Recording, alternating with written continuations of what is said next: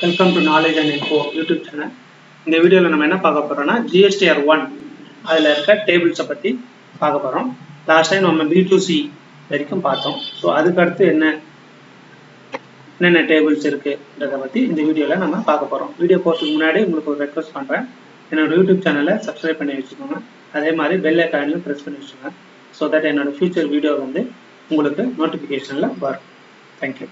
இப்போ பாத்தீங்கன்னா GSTR 1 பத்தி நம்ம பார்த்துட்டு இருக்கோம். லாஸ்ட் வீடியோல நம்ம என்ன காட்டியிருக்கோம்னா B2C அதர்ஸ் டேபிள் நம்பர் 7 பத்தி நம்ம பார்த்தோம். ஸோ இந்த வீடியோல நம்ம அதுக்கப்புறம் உள்ள டேபிள்ஸ் பத்தி பார்க்கலாம். இப்போ அடுத்த டேபிள் என்னன்னு பார்த்தீங்கன்னா table number 8A, 8B, 8C and 8D.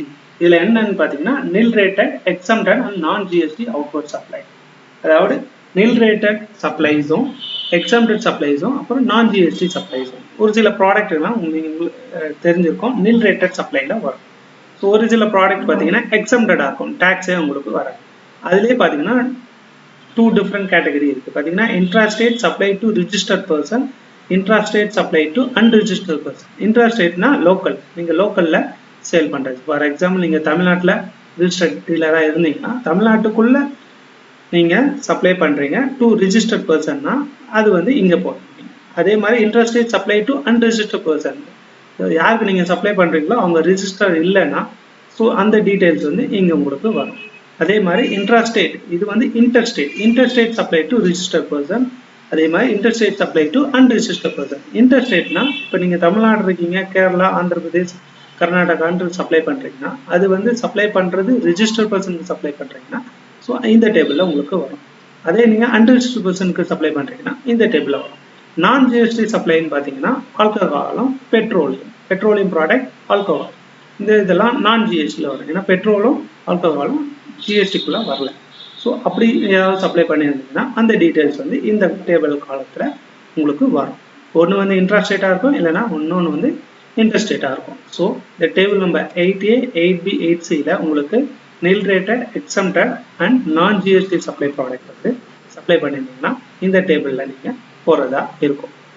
அடுத்த டேபிள் என்னன்னு பாத்தீங்கன்னா 11A and 11A 1 and 2 tax liability advance received. Suppose நீங்க அட்வான்ஸா பேமெண்ட் ரிசீவ் பண்ணிருக்கீங்கன்னா அதுக்கு அகைன்ஸ்டா நீங்க டாக்ஸ் லைபிலிட்டி ஆட் பண்ணணும்னா நீங்க இங்க போயிட்டு ஆட் பண்ணலாம். For example add state wise நீங்க அட்வான்ஸ் பேமெண்ட் ரிசீவ் பண்ணிருக்கீங்கன்னா எந்த ஸ்டேட் வைஸ் தான் நீங்க இது போடணும். எந்த ஸ்டேட்டுக்கு நீங்க சப்ளை பண்ணிருக்கீங்களோ அந்த ஸ்டேட் சப்ளை போட்டுட்டு என்ன டாக்ஸபிள் அமௌண்ட்டோ அந்த அமௌண்ட்டை போட்டு டாக்ஸ் அமௌண்ட் போட்டிங்கன்னா உங்களுக்கு இங்க சேவ் பண்ணிக்கலாம்.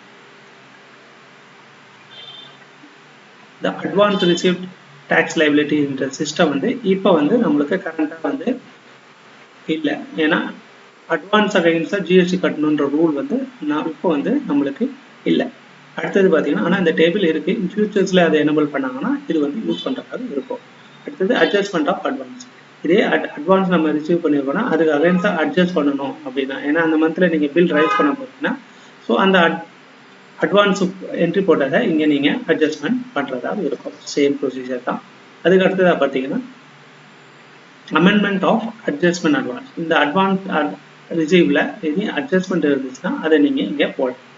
அதுக்கடுத்து லாஸ்ட் பார்த்தீங்கன்னா இதுலேயும் அதே விண்டோ தான் இருக்கும், அதனால கன்ஃபியூஸ் ஆகிறதுக்கு ஒன்றும் இல்லை. எந்த ஃபினான்ஷியல் இயர்னு செலக்ட் பண்ணிக்கணும், எந்த மந்த்னு செலக்ட் பண்ணிக்கணும், பிளேஸ் ஆஃப் சப்ளை எந்த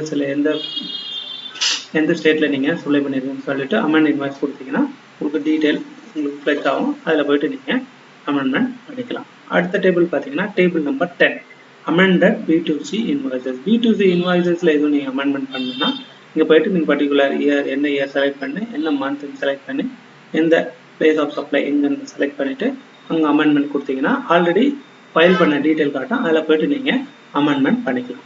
ஸோ இவ்வளோதான். இந்த GSTR 1 டேபிளில் இருக்க எல்லா டீட்டெயிலும் நம்ம பார்த்துட்டோம். இதில் ஏதாவது டவுட் உங்களுக்கு இருந்துச்சுன்னா கமெண்ட் செக்ஷனில் சொல்லுங்கள். ஸோ தட் என்னோட ஃபியூச்சர் வீடியோஸில் இதை பற்றி கிளாரிஃபிகேஷன் வந்து உங்களுக்கு வீடியோவாக நான் போடுறேன்.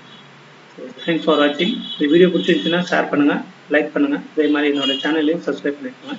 தேங்க்ஸ் ஃபார் வாட்சிங்.